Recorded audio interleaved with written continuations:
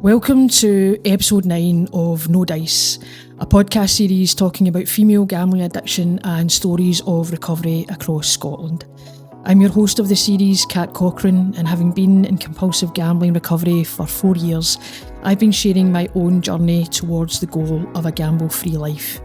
As a content warning, this episode does cover themes of addiction and gambling behaviour. In this episode, we'll be covering the topic of gambling harms and the LGBT plus community, which aims to shine a light on the reasons why people in Scotland who identify as LGBT plus are more at risk of experiencing gambling harms and indeed other addictions such as drugs and alcohol. Joining me as a guest to chat about this theme is Dakota Jones, speaking in their key role as development worker at Cyrenians. Welcome, Dakota. Thank you. Nice to be here. Thank you so much for joining me in this episode. It's a pleasure to sit down with you and share your knowledge and experience on this particular topic. As we both represent the LGBT plus community, there's issues here that are close to both our hearts. Can I ask firstly if you can share the support work that Cyrenians does across Scotland and of the key role you do as development worker for Chances, the gambling support service? Super.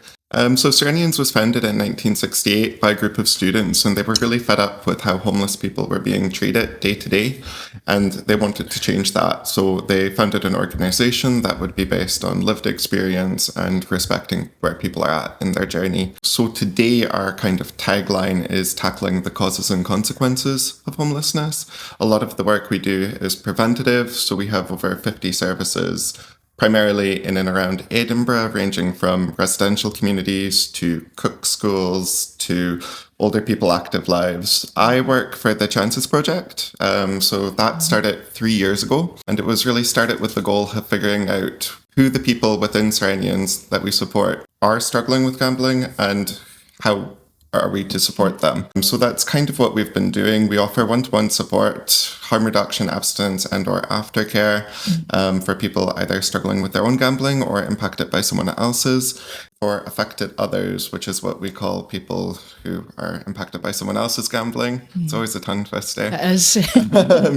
We are the first to use the CRAFT approach, which is community reinforcement and family training.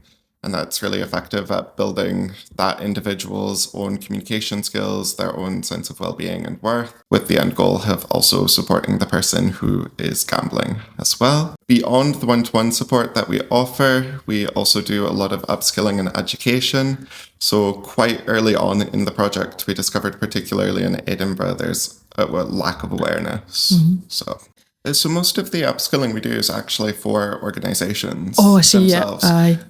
So I go to different third sector organisations and teach them about what gambling is, the various different types of gambling. Third sector organisations, they have a really good understanding of alcohol and drugs, but that's typically where that understanding kind of stops. So what's unique about our offering is it's completely free for one thing, which in the current funding environment is super duper important. In terms of the one-to-one support, we definitely support people though, kind of develop skills if that's something that they want to do. Most of that would kind of come from other aspects of Cyrenians. So I mentioned the cook school, and you can get a referral for those cooking classes, and even just going somewhere once or twice a week, that can be a huge thing for people, and also teach them new skills at the same time. Absolutely. It's like that thing of taking yourself out of your routine, which has probably become quite obsessive, quite habitual when you get involved in, gambling harms or other harms. So that's a fantastic offer. With today's episode being very much centred on the LGBT plus community in Scotland and relating to gambling harms and indeed co-harms, because I know those will come into it as well, can you share through your support work and social experience why LGBT plus are more at risk? Yeah, so it's a huge issue kind of close to my heart. When I first started working in the gambling space, I was kind of looking out for anything to do with LGBT experiences in gambling, and I wasn't really finding anything. So part of what we want to do is kind of lean in towards group work, particularly for underrepresented groups. And because, like you said, I'm unsurprisingly gay, you can probably tell to the sound of my voice. I thought the LGBT group would be a good place to start. So basically, I delivered an upskilling for LGBT health and well-being, and we decided there was a lot of room to collaborate together. For people who don't know LGBT health and well-being, they're a really great national organisation. Scotland's kind of leading organisation for LGBT plus adults. In terms of why the LGBT community is at risk and higher risk of harms, I think it can be summed up in there's a big disparity in the needs, access, and outcomes. And kind of all three of those are quite relevant when it comes to accessing support services. At a wider level as well, I think the community just doesn't talk about it. I don't know if maybe for you it's different based on your own experience, but at least for me, I've not really had those conversations before with queer members of the community.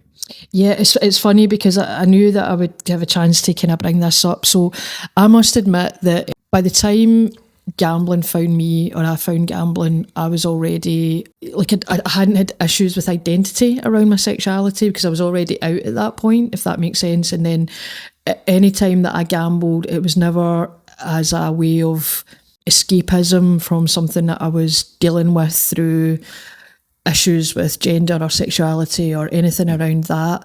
However, when I have to rewind back a little bit, because when I was 18, 19 and I was struggling with my sexuality and identity and I hadn't came out yet, all the rest of it, it was actually drugs that I turned to, and I had a couple of years of really, really, like experiencing a lot of issues with amphetamines. And then I actually had to pretty much leave Scotland as a total escapism. So, but I often wonder, my question is, when I look back and reflect on that, if gambling had entered my life then, would I have really leaned heavily on gambling as an escapism? It's almost like the drugs came into my life and that dangled like low-hanging fruit. So therefore I grabbed onto that as a way of sort of, living with my experience and stuff and struggling with it a bit. But if gambling had entered at some point at that stage of my life, there's a very good chance that that's what I would have grabbed onto, but I hadn't. So by the time I came out, was more, comfortable in my own skin, was in a relationship and things like that, there was other things going on that maybe made me lean towards gambling. So, and in fact, recently I was asked to do a survey around being LGBT plus and gambling harms, and I was like, I don't know if I can answer that because the two haven't correlated as much for me. And I know that I'm maybe quite fortunate in that, because I know that there's a lot of gambling and a lot of behaviour that goes on as escapism from identity issues, gender issues, societal expectations, etc., etc. So I kind of come from it in a different direction, but it makes me want to know more about it because I feel like I know less about it, if that makes sense. 100%. And I mean, based on what you're saying, I have lived experience of addiction as well. I think it's common in the queer community, the LGBT plus community, to have those experiences of addiction, and the stats back it up. There's a lot more people in our community suffering with addiction or in recovery than in the general population, and a lot of the reasons are quite complex, that you definitely alluded to some of them. But the thing is, as well, that's just something that we really need to highlight, is that the research between the correlation between LGBT plus and gambling harms and other addictions is so low on the ground into it. It's so few and far between, and I think the last reports that I was able to find were from 2022 perhaps, or maybe even before that, and obviously things change so quickly that even that will feel outdated. Yeah, so I was going to bring up that exact point. To be fair, there's a huge deficit in terms of research when it comes to LGBT experiences of gambling. Funnily enough, you mentioned that study from 2022, and I'm pretty sure I know the one you're talking about. Yeah, because it's probably one of the few and far that are there. Yeah, aye. But worryingly, up until 2020, there was no research. Nothing, so it's really, really new, and you only have a couple of researchers across the entirety of the UK focusing on it now. So the data, I would say, is not perfect yet. And it can be quite interesting because according to some studies, like gay and bisexual men, they're 3.4 times more likely to experience harms from gambling, with lesbian and bisexual women being 2.5 times more likely. But then you have some studies saying that the prevalence of gambling among those groups might be a bit less. But then you have Gordon Moody, which is a residential rehab, coming out with interesting statistics that kind of contradict those as well. So 20% of women at the last figures that were released, they were identifying as a queer woman, lesbian or bisexual. I would have been in these stats. There you go. Yeah, because I've been through Gordon Moody's rehab. Yeah. Aye. No. Did you find it when you were there to be a very queer-dominated space, or did you notice that there were maybe... In my particular cohort, there was myself and 3 other women, so it was quite small. I think that, let's say half of us fell into the LGBT plus bracket. I hate to say bracket category, whatever, but you know what I mean, identified as. So therefore, there you go, that's 50% of a cohort. Yep. And if there'd have been 10 people on it, there might have been 5 women, and there might have been, if there was 20 people, do you know what I mean? So that shows that there is... Exactly. That was my experience, as you know. And on the flip side, only 2% of men going to Gordon Moody identified as gay. So you really need to ask yourself, why those things are happening. I will say when it comes to research, though, the research consistently and constantly records higher risks of harms and more severe harms when it comes to transgender populations. It makes total sense. They're among the most vulnerable in society in a lot of different ways, so it makes sense that gambling also impacts them to a great degree. But more research really, really needs to be done, and hopefully with the transition to the levy model of funding, so taking it away from GambleAware and having dedicated pot of money for research, hopefully more underrepresented groups kind of feature in those researches. Yeah, so much around the levy is very much watch this space at the moment, and that falls into it. But see, those statistics, I actually find them quite shocking, to be honest, because I didn't realise they were as high as that, which is one of the reasons why it's so important to share them on this series. It's what's evident is LGBT plus people are more likely to become involved in gambling harm, and in turn are less likely to find support, which means people are kept more immersed in compulsive gambling or compulsive habits for longer periods of time, which obviously keeps that cycle of addiction going. And as we know, as we kind of mentioned, is co-addictions can often sit side by side. And there's this idea of coping with one habitual harm is challenging enough. If you experience gambling harm mixed with alcohol or drugs or shopping or sex or something else, and I'm not saying that all LGBT plus have these co-addictions that go on, but in my experience and conversations, I've found that sometimes it jumps between different addictions and obsessions and kind of behaviours. So therefore, when you're sort of sitting thinking, okay, I need help for one, but what one do I choose, and can I get help for both? You know, so then again, that's a barrier. It's a big issue that we come across a lot in our service. I personally am a big believer in trying to tackle multiple problems at the same time. I think if you're trying to tackle gambling and you're just going to wait to tackle the alcohol until after you tackle the gambling, it does work for some people to kind of focus on one thing and then move on to the next. But I think a more holistic approach generally works best. But yeah, definitely in terms of accessing services as well, you mentioned huge barriers for queer communities. A good example, I'm a big fan of GA and Gamblers Anonymous, and I know so many people who really get a lot out of that service. But I also know some people who have gone to that service and felt a little bit out of place. You know what I mean? Which is why having this LGBT gambling support group is so important for creating that safe space for people and bringing it back to transgender people. Once again, if you're going into a service and you're being misgendered or you're being sent to an all-gender group when you identify as a woman and you'd feel more comfortable being with other women, that can be a huge barrier for accessing support. And unfortunately, things seem to be going backwards. Yeah, this is the thing. When you were talking about the GA experience, and I've spoke about it in the series before, so when I first went to GA, I kind of emailed ahead and I asked if my partner was allowed to come to the first meeting, which she was allowed to come along to, and she was very supportive of me. And I explained, would you like to come along with the first one? Not that she didn't think that I was going to go to it or anything like that, but it was a nice way to sort of share that for the first time. And then after that, then I would be going myself. So what happened was, other than, so I'll paint the picture. So me and my partner, we walks up to this community hall in the south side of Glasgow. We walks in, and yes, the choir singing was on the left-hand side and the GA meeting was on the right-hand side.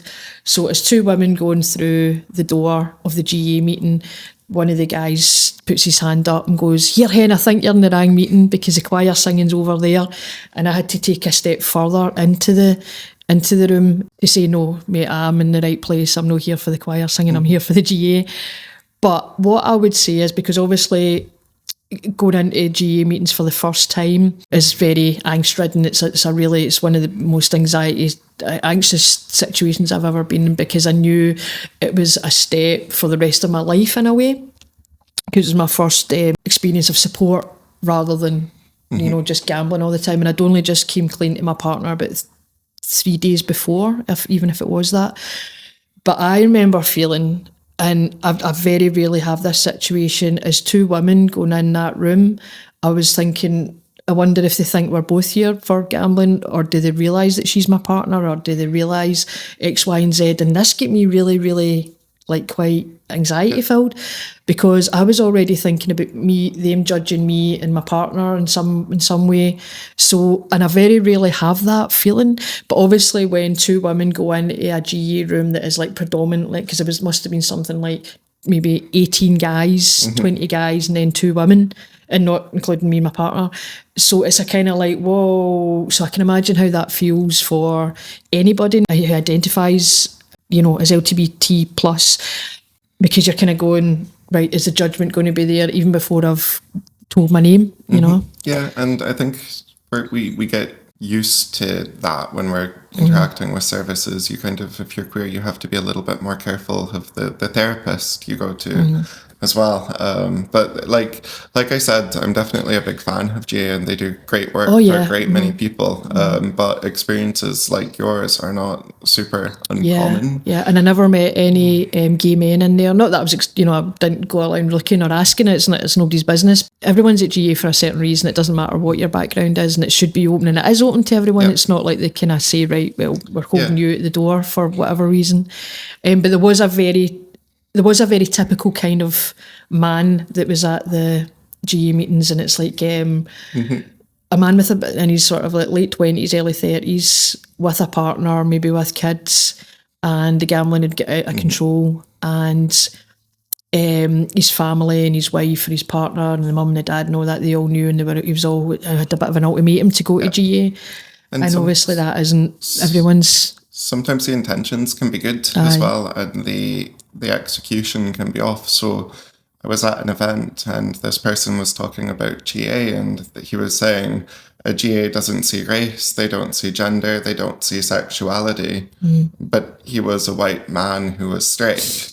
You know what I mean? Yeah. So his intentions were entirely good with what he was saying, but it doesn't translate to those communities in, I think, the way that he was going for, if that makes sense. Yeah, I know what you mean. It's like if he turned around and said, "Oh, we've got a black gay woman in our thing and she's treated like everybody else," then that might have been a little bit, do you know what I mean, as an example. I don't know, I'm not sure. But sorry. But there's a really interesting stat as well, and this was kind of what made me come up with the idea for the group, and it's 36% of, I just use queer, by the way. I know some people prefer to say LGBTQ+, but queer is kind of my umbrella term. Just to clarify that.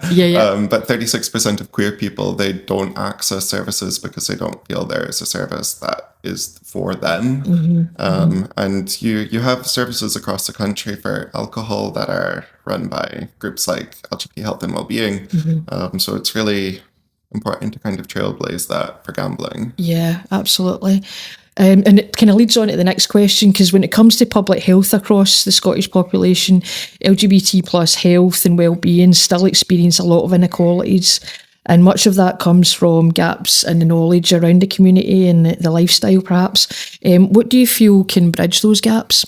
I've mentioned it before, but it's worth pointing out again that things are going backwards at an incredible pace at the moment. And I think as a community, we have to be hyper aware that our rights are not guaranteed. And there's a lot more infighting even within the community now. You know what I mean?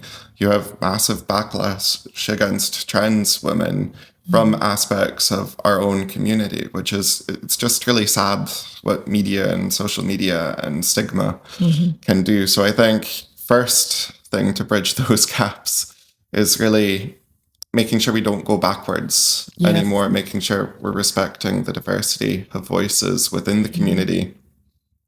And if people don't believe that things are getting worse, you have waiting times of dozens of years in order to transition at clinics in Scotland. I read an article recently that Girl Guides, they're now banning trans girls. Yeah, that was just this week. Exactly. It's a slippery slope.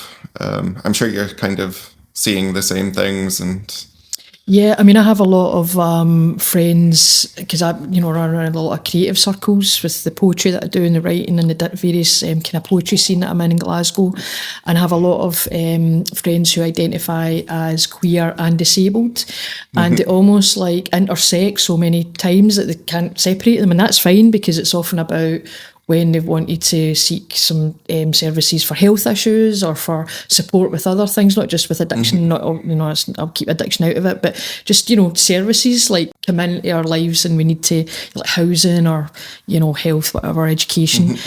And they often talk about how queerness and disability can't be separated because it's almost like they intersect so much, and it's because of the lack of understanding from outside, because there's a lot of allies around LGBT plus life and community, but they just feel one-to-one. It's such a struggle to just kind of like access certain things. Yep. Yeah, no, it's interesting that you bring that up, because I was actually just thinking the other day about doing more research into kind of neurodivergence and queerness, because the two are really, really correlated to a strange degree. And here was me thinking I just happen to have like half my friends are neurodiverse and I'm neurodiverse. It must just be a coincidence. You find your tribe. Yeah, exactly. But it turns out there's actually a really big correlation. And neurodivergence and gambling is something that's being increasingly researched, particularly with ADHD, and how that kind of predisposes people to have issues with gambling. Should they be a gambler, or should they be a person who's gambling? So it's really interesting. But there are things that we can be doing to kind of bridge those gaps, like you said. Bringing in lived experience voices, I think, is really, really huge, and it's really missing for the queer community. Because I know me and you, we were at a conference the other month, and I made the point there that if you Google LGBT gambling, you're not getting those lived experience voices. You know what I mean? And I personally found that really. It was kind of funny for me, because at that conference there were two people, yourself and another person, who are part of the community speaking out. So I kind of issued the challenge to bring it into more I remember things. it well. Yeah, I remember it well. Because I know when I've Googled like Scottish LGBT plus gambling, just say those, it's taken me to like things in America. It's not even like stated, or it's taken me right to that report we were talking about from 2022, and it's kind of like, I'm like, is that it? Google well runs dry pretty quick, and that's what we're talking about here. That's what we're dealing with, is like the lack of information, the lack of, like you say, the lived experience voices, like people saying this is the way that safe spaces will work. Because for me, it all starts with safe spaces. Without that safe space, whether it's digital platforms or whether it's like in-person places where you can go, it's like everything else is an ether, if that makes sense. In the last year, I had the privilege of being part of the co-design group of lived experience women affected by their own gambling and other people's gambling, to give our feedback and lived experience to design the website Ayla, which exists to support women across Scotland.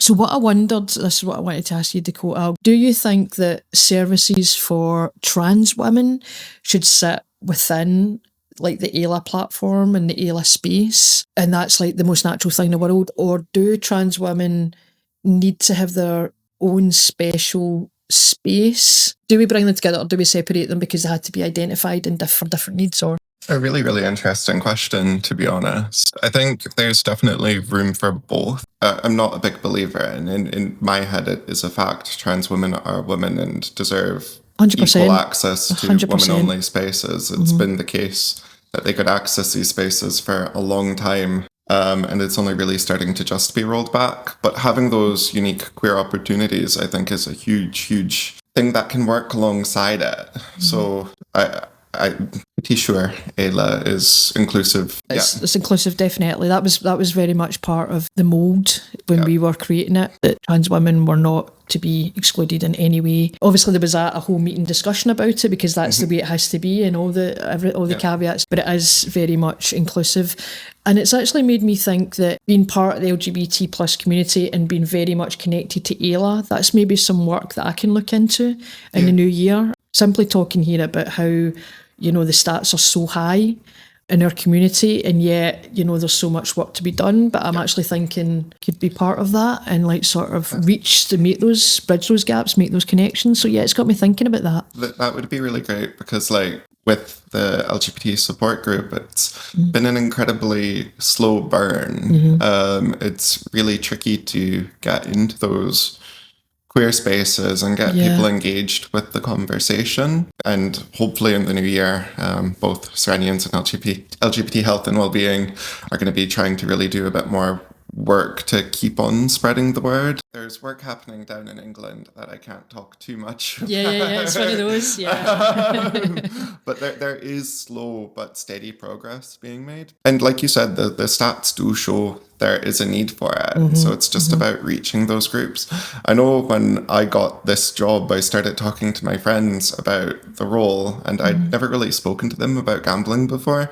And I was really, really taken aback by how many of them had lived experience as an affected other or a gambler. And it's just something that we didn't talk about. So do you think there's a reason for that? Was it because it was a sense of shame to talk about gambling, or was it kind of something that they did as a very personal thing, as an escapism, and it was just like, this is for me, but you know, it's not something they did socially? It's definitely a tricky one, because I don't know. I think as a society we still have that very heteronormative image of who and what a gambler is, and the online gambling is so easy to be done in complete isolation, which I think we'll talk about later. So I won't get too much into that. Yeah, there's also that thing about you don't know what you don't know. And somebody mentioned this at the event that we were at the other day there, whereas somebody might not know that they're being harmed by gambling, even though they really are being harmed by gambling, because it's kind of like, at what point is harm, if that makes sense? And it's not been super represented in services. So going back to your question about like the wider gaps in queer communities and service provision, it's really important to embed those experiences and perspectives from the ground up. I know I'm super interested in the work when it comes to gambling, and the person down south in England, he's also gay, so he's interested. But without those voices and organisations to kind of go, hey, this is an issue for our community, and the solutions don't necessarily fit the jigsaw, that this is an analogy that's going out of hand. But you get what I mean. The jigsaw needs to be a bit different to work for our community. Yeah, that's it. You're thinking the only person that I know is maybe doing other work like this is down in England, you know, and that just totally suggests that if you're one of the few people that's doing it here, there needs to be more here. We shouldn't have to go like south of the border to kind of make those connections. Exactly. You know, I'm a huge advocate for Scottish-based services and Scottish-based treatment pathways. Yeah. Gordon Moody, they're starting to trial a residential up here, which is hugely important, because it was really brave of what you did to some extent, you know what I mean, to go to a rehab hundreds and hundreds of miles away. That's a huge change. It was at one point I thought, oh my God, that's like the back end of the moon, because mentally it's so far away. And then it was like, okay, let's break it down. It's not that bad. But I know that, I mean, I don't have kids, I don't have pets, but I know for women who have kids, pets and care responsibilities, that would be absolutely impossible. Yeah. And that's why the residential pilots that are happening with Gordon Moody, that is incredible, you know, because people might only have to come down the M8 or might have to come just down the M9 to access it. And it's also that thing about the Scottish sensibility. You know, because there was a lot of, when I went down to Birmingham and I was in 3 other women and they were all English, and of course they're going, you know, they're from different parts of England, and the therapists were English, and then I would be talking about certain things that happen in Glasgow, certain things that happen in Scotland, and it just all went over their heads. You know, that sensibilities, those even down to like jokes that you tell here, or even explaining certain characters or the way systems work. And that can be, I'm not saying it was a barrier, because we got through it and actually laughed through our way through it, because they just thought my accent was brilliant and all the rest of it, right? But it was still a step, another step, you know, to kind of get over in a way. Totally, because we are different. We have different sensibilities. We have different humours. Yeah. That's why it's so important to have those localised services. 100%. And even from a research perspective as well, like all the data we have for queerness and gambling is UK-wide England-centric. Yeah. So, like, how much can we apply that to Scotland? If you look at most of the research specific to Scotland, we typically have more struggles with addiction. So there's higher risks and rates of harm in Scotland when it comes to gambling than in England. Is that true for the LGBT community? Because that could paint some really, really scary stats 100%. For our community. Definitely. And in terms of the gambling industry, I've heard a few times how many gambling ads pop up on dating sites, as an example, and other LGBT plus digital spaces. Do you think there's evidence of the industry targeting the community specifically? I had to do some research on this recently, actually, because it's really interesting to look at. I'm a big advocate against advertising, at the very least how advertising operates in the UK. If you compare it to different European countries, it is night and day. I describe it as like a Wild West.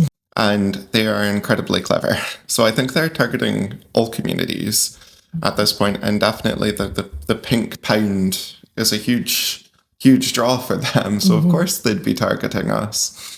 You can look on the apps that you can gamble with, how there are certain ones that are maybe themed in drag themes, you know what I mean? So there's definitely like core evidence. And when I was Googling it as well, interestingly, Paddy Power a few years ago, they were donating money to LGBT causes whenever Russia scored a goal, which is like, on one hand, good that the LGBT cause is getting money, but also questionable, because it's definitely trying to draw those people who didn't necessarily engage with gambling into gambling systems.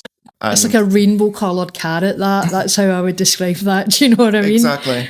Yeah. And there was also some interesting research talking about how queer people kind of have that need for safe spaces and that extra need for inclusive communities. And interestingly, if you're a gay man, the research focused on men in this, but if you're a gay man and you have a supportive queer community, you're less likely to experience harms. Whereas straight men with inclusive and supportive communities don't see any difference in the harms that they're experiencing. So what gambling companies have kind of been doing is trying to create or replicate those safe spaces and those inclusive messagings in their apps when they're communicating with queer communities in general. And it seems to be working to some extent. Yeah, the thing that blows my mind is this whole, especially the bingo, it's like, I've definitely seen like rainbow flags and these sort of like tropes that are on, and then what they try to create is if it's like a party that's going on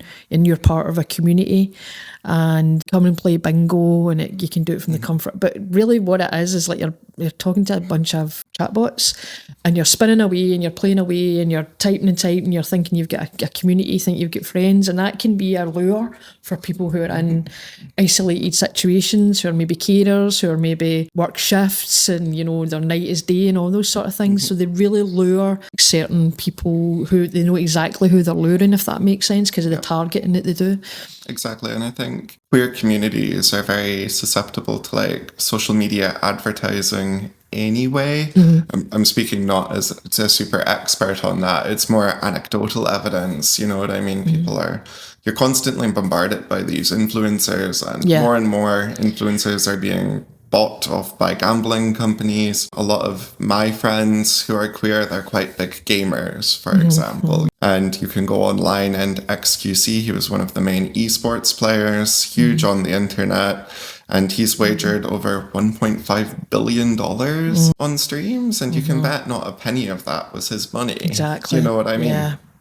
I mean, we're old and wise enough to know that, but if you're young and susceptible, you're like, that could be my lifestyle. That's what I want to aspire to, and that's so dangerous. Yep. Even I've tried really hard to like cut out social media. Today was a great example. I was messaging a friend on Instagram, and lo and behold, I'm scrolling the reels. Without even thinking about it. Exactly. Was it a gambling ad? Not today. But it happens more often than not, to be fair. It's an interesting one. And then in real life as well, drag bingos, they seem to be becoming more and more common. Drag bingos? I've not heard of that. Is that? So a lot of gay bars and places will do like a drag bingo. In person, And that combines like alcohol with gambling, kind of extra dangerous. But you mentioned young people. And I think that's a huge one that needs to be talked about a lot more. When I deliver trainings and upskillings to other organizations, it's probably the section of the training that brings about the most discussion, because it's really shocking, some of the stats. So like 40% of young people, I don't know when the stats are from, I think it's 2023 or 2022, but 40% gambled compared to 20% who vaped. And if you ask yourself, how many articles did you read about young people in gambling versus young people in vaping? When you think about how many young people you see out in the street vaping, so if it's even more gambling, then that is a lot of people. That is a lot of young people. Exactly. Yeah. Exactly. And we did a youth consultation. So part of Cyrenians, it's youth participation. And youth participation, it got some funding from the Promise. So it's really geared towards ensuring the voices of young people are heard and respected. So we did a consultation with them, and there was a neurodivergent group that they operate. Most of the members of that were queer, I think. I think all of them. Most of them, for sure. Queerness, neurodivergency. It's like, where do they stop and start? Fine art as well. Exactly, It's a perfect triangle. It was really eye-opening, some of the stuff they were saying. They were as good as I am at naming different gambling companies.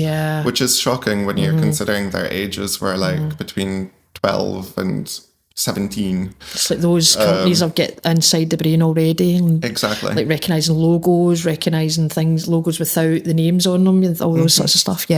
Well, one of them opened their phone and was scrolling on social media, and it took them 15 seconds till they seen a gambling ad. That's crazy. So when we talk about advertising, I think it's really important that we tie it back to young people. And young people in the queer community are facing so many pressures. I mean, body dysphoria, when I was growing up, used to be really bad in the queer community, and I had my struggles with it. But now you have influencers who have bodies that are unachievable for most people, you know what I mean? And that can really impact the mental health of someone. And if you're seeing those advertisements of these happy people and you think you have the chance of winning money, I can see why so many young queer people especially would kind of go towards gambling. It's kind of that way where that's like a double whammy, because you've got influencers that are propelling this idea of that you can change your body going under the knife or different ways or different chemicals or different drugs, whatever, but those have to be paid for. And then you've got gambling companies over here saying, well, you know, easy wins, easy money. And that's like kind of, well, that would pay for that, or that would pay for the life that I'm being aspiring to, that I'm finding in other places in social media and whatever. So the two kind of like go hand in hand in a really capitalist absolute wet dream, if that makes sense, 100%, you know? 100%. So, yeah, no, advertising, I think, really needs to be the first thing to change. I always say that I'm not like anti-gambling, but I'm definitely anti some industry advertising practices. thrown in your face. Exactly. Yeah, absolutely. Doing the research for the series, you know, done a lot of stuff around the advertising and to compare it with other countries. And I've said it once, I've said it before, but Italy and Belgium are two countries in Europe who have a total blanket ban across all gambling adverts. So you won't see them in the telly, you won't see them in billboards, you won't hear them on the radio, you won't see them on football strips, you know, the usual places. And they're just as capitalist first world countries as what we are. But whether, it doesn't matter why they've done it, whether it's for moral reasons or whether it's because they've had some lawmakers that actually have a conscience along the way and have stood up. But for whatever reasons, I need to go into the story of why they've done it. But the fact is, they have done it. And we are one of the worst in the whole of Europe, probably in the whole of the world, but definitely in the whole of Europe in terms of the advertising and how lax it is and how unregulated it is. And how it's just like, but I believe that there's like a sea change happening, because the amount of people that have got no interest in gambling or don't have anyone in their life affected by gambling, they're the ones that are actually turning around and going, there's too much of that on the telly. And as soon as the general public start to go, oh, you know, this is annoying, then things can maybe change. And it's a shame that we need to get to that point. That's why having those conversations about gambling is so important, because I always tell people to keep an eye out for those gambling ads. Yeah. Because I think a lot of people just get so desensitized to it that they almost don't notice. Yeah. So by having those conversations, bringing those lived experiences, it can really make people notice just how frequent it can be, because it's like baseline normal to see a gambling ad, isn't it? You know, because I've went through, you know, because I feel so strongly about gambling ads, and for when I first entered recovery, I found them really triggering. And it was that way, I'd be sitting watching a movie, and you can't get through a movie or a TV show, your average TV show, TV drama, Wednesday night, for example, without seeing a gambling ad. And I used to want to throw my slipper at the telly. Do you know what I mean? I'd get so het up. And then I started to really think about this and sort of see the way that the gambling industry works in its dark arts to kind of like target. And now I'm trying to get to a place, I think I have got to a place this year where when I see a gambling ad, I'm actually indifferent to it. I'm neither hate it nor love it. That's me taking power away from the gambling industry, because if it can come on and I just look at it the same as a toothpaste ad, I don't flinch, and I'm not going to buy it, you know. Which is really, it's a win, it's a little win. It's a huge win. It's a huge win. A lot of the advantages of our service is we have no time limit on the support we offer. So I like that. That's really cool. One of the people I support, he's been in recovery for about 3 years, but he's still experiencing harms. He's still paying off debt from it. Yeah. But he's not completely out to those closest to him that any of this happened. So for him, seeing adverts, it's hugely triggering. He's still getting emails and text messages from companies he's never even signed up for, because once you sign up for one, they've got all your data. Exactly. Yeah. But it's a huge issue for him. Like a bingo hall opened up close to his work, and he has his work colleagues coming to him and asking him to go to the bingo. And the amount of triggers that can exist in gambling recovery, it's a different level. Exactly. It's even like down to going to charity nights and you get offered like a strip for raffle. Because one of the things that I did as a small project this year was to kind of write to some charities in the local Govan Hill area where I live, and it was kind of just to make them aware that if it's a charity night, a tombola night or whatever, and you offer someone a strip of raffle tickets, if they say no, just take that as a no. It's not that they're being tight, it's not that they're being like Scrooge, it's just that there's a chance that they might be in gambling recovery. It's a wee bit if you offer somebody an alcoholic drink and they say no, just accept it as a no. Don't kind of go, you know, you just want a strip, don't you know. So what I try to do now is, because I'm in probably a stronger place, is say, yes, can I give you a donation to your charity, but don't put the raffle ticket on, because that's me, that's me Yeah. back to square one if I was to do that, 100%. And there's so many things like that in day-to-day life now. Like you have the spinning wheels on Temu, on Machine, energy all right. companies. Yes. There's gambling-like techniques are becoming incredibly integrated and normalized in a lot of what we do. 100%. There are moments in life when I still feel similar to what I was saying about the GA meeting. I still feel in the periphery of society or misunderstood when it comes to sharing my journey. And in those times, I turn to poetry as an outlet for that. I'm just curious, do you have any passions that you lean towards when the world pushes against you? Yeah, I mean, I completely understand where you're coming from, first and foremost. I think the older I get, the more I realize just how integral my experiences of being like really in the closet to like a Polish family with a bodybuilding dad. You know what I mean? I'm picturing this. Yeah, right. I think it really did shape me though, in a lot of like my social anxieties and how I viewed relationships and my own addiction. So I think it definitely is different if you grow up queer, and even the queer experiences as an adult are different, and you alluded to some of them. In terms of like my passion that I go to, when you mentioned poetry, I actually first thought of like storytelling. I fell into that actually during COVID, and there was a Bulgarian storyteller, and she did like Slavic stories for the solstice. Yeah. Nana Tomova, if people are interested. Yeah, give her a plug, yeah. Highly recommend her. Yeah. She lives in Scotland now as well, actually. But I kind of fell into it, and just the ability to relax and lose yourself in a story. It's not lost, because there's so many great storytellers in Scotland who are like really championing storytelling. But a lot of people, they kind of think, oh, storytelling, that's for kids. No, you know what I mean? Not just for kids, at least. We're a nation of storytellers. Exactly. From cradle to the grave, that's us, yeah. Exactly. So it's super important to kind of keep that tradition alive, and the Scottish Storytelling Centre does great work in Edinburgh. In Edinburgh, yes, I've been in there. Yeah, you have the Village Storytelling Centre in Glasgow. They do a lot of community work through storytelling. So I'm doing an apprenticeship at the moment, and I quite love it. We were talking before this about like doing things outside of your comfort zone, and that's definitely a thing that's outside of my comfort zone. So is it you writing to tell a story, or is it you researching storytelling as a format? Or, it's kind of traditional stories. I think every storyteller will tell a story differently than another storyteller, you know what I mean? But the story, it kind of remains the same. Some of them can be about kelpies, you know what I mean? A lot of them are about fairies. You have so many stories in Scotland that is just like a really rich culture. One of my favorite ones to tie it in with queer experience, it's you don't really get overt queer narratives in a lot of the stories, because they're in some cases hundreds of years old, but you get like a lot of themes. And there's one where this fellow, he's going on a boat in a loch, and there's a big storm, and he kind of crashes, and he ends up in a house, and they offer him food and drink and all that. And they say eventually, can you tell me a story? And the guy, he's like, no, I have no story to tell. My life, it's been really boring, and I can't really think of a story. So they send him on his way, and then he gets on the boat, and there's another big storm, and lo and behold, he's thrown off course, and he lands on this unknown coast. But he's a woman all of a sudden. Like, he looks down, and he's like, I'm definitely a woman.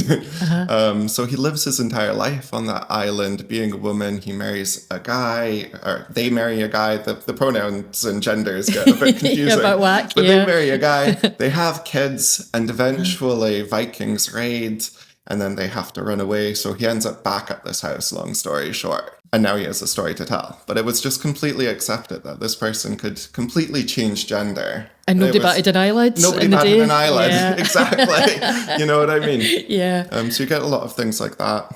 Yeah. So the moral of the story could actually be used and nowadays as to, like, how everybody bats, well, not everybody, but people bat eyelids when they see something a bit different. Aye. And a lot of stories are about that kind of difference. Everything was done in allegory and different themes, but Scotland, it has a really rich tradition. And to kind of pay respect to like the people who've kept that tradition alive probably the most, it's a lot of the travellers. They kind of were the bastion of storytelling and stories for a long time when people were kind of turning away from it. I love the idea of this because it sounds like the most undigital thing to do if you're wanting a break from all of that. We were speaking about that earlier. You're able to just switch off from the noise, and that's something that puts your brain in a really, really good place. 100%. You know, and clearly get a lot from that. That's really cool. Even if you're doing it online and listening to like a storyteller online, you have to focus in a way that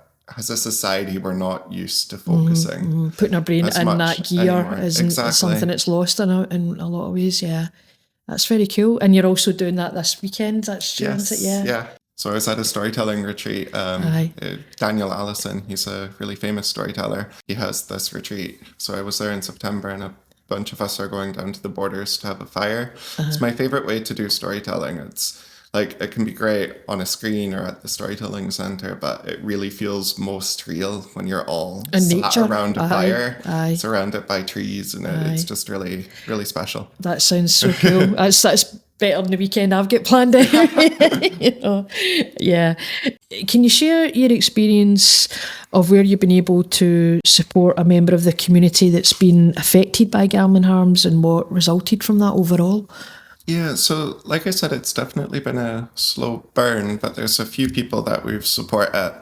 And I think that makes everything that we're doing worth it. You know what I mean? And it does seem to be picking up speed as it goes on. Yeah. With the group, we kind of operate as a drop-in as well. That way, if someone's just there for one session, they can come in and have a quick talk or intervention. So someone who is an affected other came to join and talk about his partner's gambling, and he found that he was actually based in England, so the support we could offer is somewhat limited, but he really wanted to talk to someone queer because he had the similar experience that we were talking about, in that a lot of the community doesn't really talk about it, so he didn't really know where to turn or how to help his partner. We gave him a brief intervention, and he was able to kind of take that away. He's not came back to the group, which is hopefully a good thing.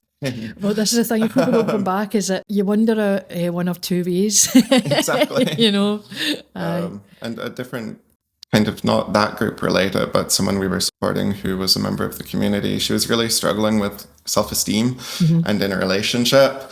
The relationship was definitely a negative influence, if that makes sense. For a while of building confidence until she kind of realized that for herself and was able to make changes in her life, which was hugely rewarding to see, because I remember the first time I met her, she was incredibly nervous, stressed. You could tell she wasn't feeling healthy or confident.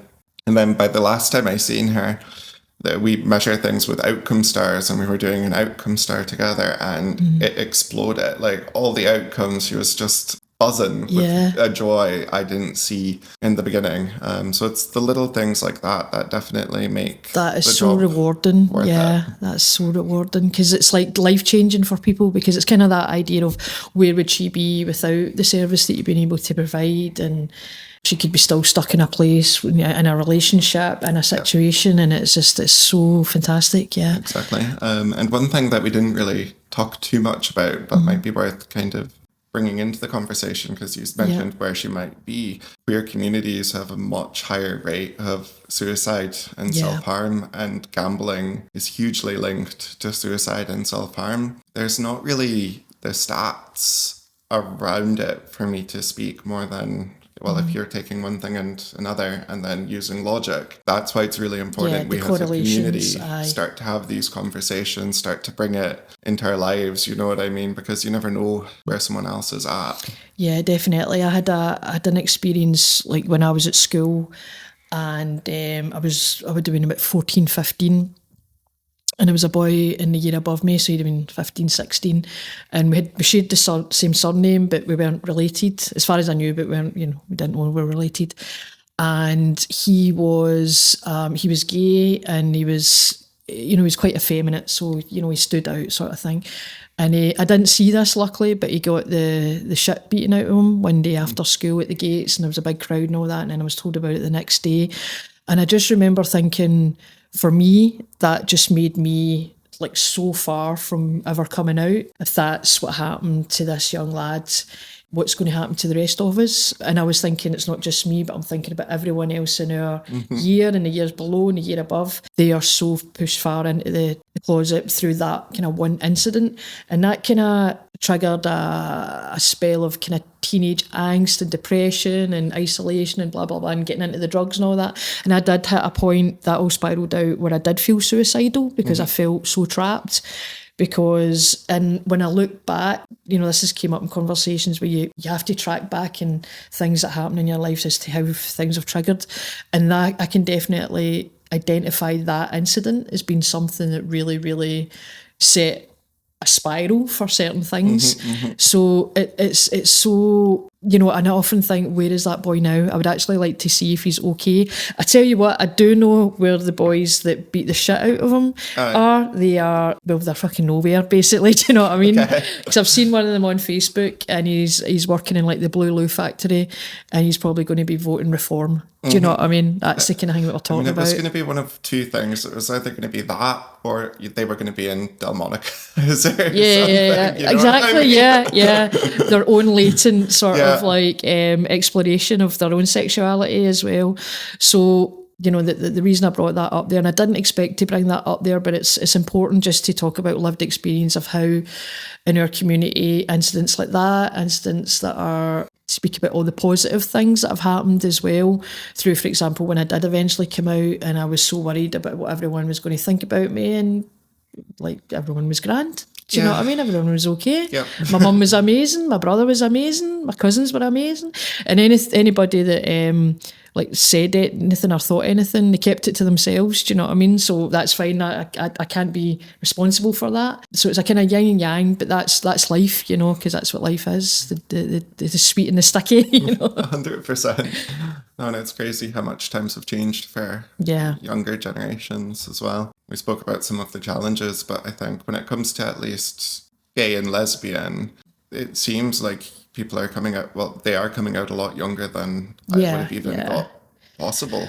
For me. And that's interesting because, you know, to look at the new generation, how they're comfortable with it. There's so many steps have been taken back, not by society necessarily, but by politics and by legal shit. But people actually are pretty decent, and they do want equality, and they do want, you know, safe spaces for trans women and trans men and all the different genders and all the sexualities. There's a place for all of us, but unfortunately the powers that be hold the powers, and that's where we're stuck for a while, you know, but still fighting the fight. Exactly. I suppose to sum up just kind of where I've been at, like we all really do have a role to make sure queer people are represented in the gambling world and support services in general. We mentioned the levy, so it's hugely important that there's like funding specifically ring-fenced for LGBT organisations. And I think anyone in the gambling harm space should definitely reach out to organisations that offer education about LGBT-ness and LGBT rights. There are a couple of really great ones in Scotland. So LGBT Health and Wellbeing do a lot of work. The Equality Network also did deliver training. So really just making sure that the services are as representative as possible and that we're actively reaching out. Because I think unless we do that active outreach, we're not going to get the information that we need, and people are going to fall through the cracks. Absolutely. Thank you so much, Dakota. That's absolutely brilliant. Thank you for being part of the No Dice podcast, and specifically, of course, this episode.